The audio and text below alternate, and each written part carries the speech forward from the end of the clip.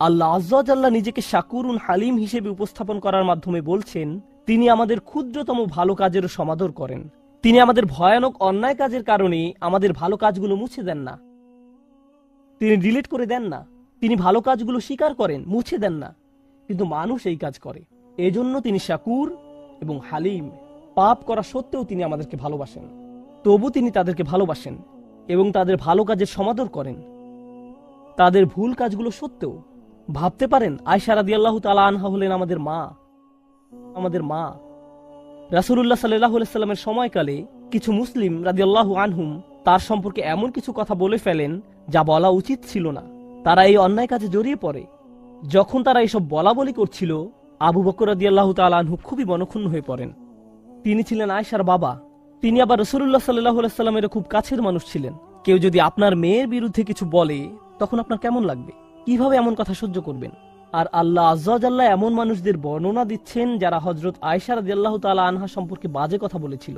তোমার উচিত তাদেরকে ক্ষমা করে দেয়া। তাদের একজন মক্কা থেকে এসেছিলেন। এই ঘটনা মদিনায় ঘটে, কিন্তু তিনি কোথা থেকে এসেছিলেন? মক্কা। তিনি আবার বদর যুদ্ধে অংশগ্রহণ করেছিলেন।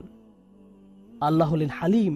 তিনি তাদের ভুলগুলোর আলোকে তাদের সম্পর্কে কথা বলার পরিবর্তে তাদের ভালো কাজগুলোর আলোকে তাদের সম্পর্কে কথা বলেন। আল্লাহ তাদের ভুল কাজের কারণে তাদের ভালো কাজগুলো নির্মূল করে দেননি। তিনি আবু বকর রাদিয়াল্লাহু তাআলা আনহুকে উৎসাহিত করেন এই বলে, আলা তুহিব্বুনা আইয়াগফিরাল্লাহু লাকুম, তোমরা কি কামনা করো না যে আল্লাহ তোমাদেরকে ক্ষমা করেন?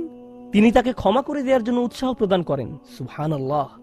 এটা হলো মানুষের জন্য আল্লাহর হিলম, মানুষের জন্য আল্লাহর হিলম।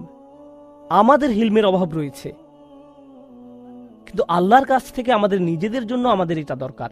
ভাবতে পারেন, আমরা অন্যদের সাথে যেমন আচরণ করি, আল্লাহ যদি আমাদের সাথে তেমন আচরণ করতেন। কেউ খারাপ কিছু করলে আমরা তার অন্য কোনো ভালো কাজের মূল্য প্রদান করি না।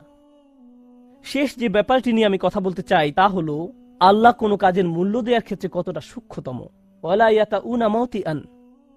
আল্লাহ বলেন, একজন বিশ্বাসী যখন ভালো কাজ করে, তার প্রতিটি পদক্ষেপের বিনিময়ে তার জন্য সওয়াব লেখা হয়। আমরা এখানে নামাজ পড়তে এসেছি, আমরা আল্লাহর কাছে দোয়া করি তিনি যেন আমাদের নামাজের জন্য আমাদের পুরস্কৃত করেন। কিন্তু আমরা জানি না যে নামাজে আসার জন্য আমরা যখন গাড়ির ইঞ্জিন স্টার্ট নিচ্ছিলাম, আল্লাহ আমাদের জন্য সওয়াব লিখছিলেন। আমরা যখন গাড়ি চালাচ্ছিলাম, তখনও তিনি সওয়াব লিখছিলেন। চাকার প্রতিটি ঘূর্ণায়নের বিনিময়ে আল্লাহ সওয়াব লিখছিলেন। ডিজেল এবং গ্যাসোলিন কেনার জন্য আমরা যত টাকা খরচ করেছি তার জন্য আল্লাহ সওয়াব লিখছিলেন।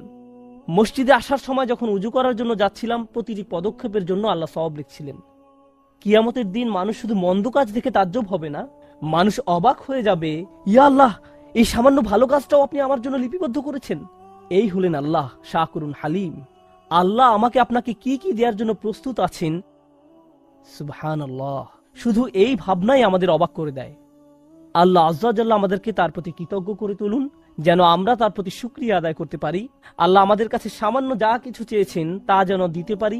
তিনি আমাদের কাছ থেকে বেশি কিছু চান না, তিনি আমাদের নিকটে বেশি আশা করেন না। আমরা সামান্য একটু যদি তাকে প্রদান করি, আল্লাহ তা বহু গুণে বৃদ্ধি করে দেন। দোয়া করি আল্লাহ যেন আমাদের সকল ভালো কাজের সওয়াব বহু গুণে বৃদ্ধি করে দেন এবং তার অনুগ্রহে আমাদেরকে তার জান্নাতে প্রবেশ করতে দেন। বারাকাল্লাহু লি ওয়া লাকুম। আসসালামু আলাইকুম ওয়া রাহমাতুল্লাহি ওয়া বারাকাতুহু।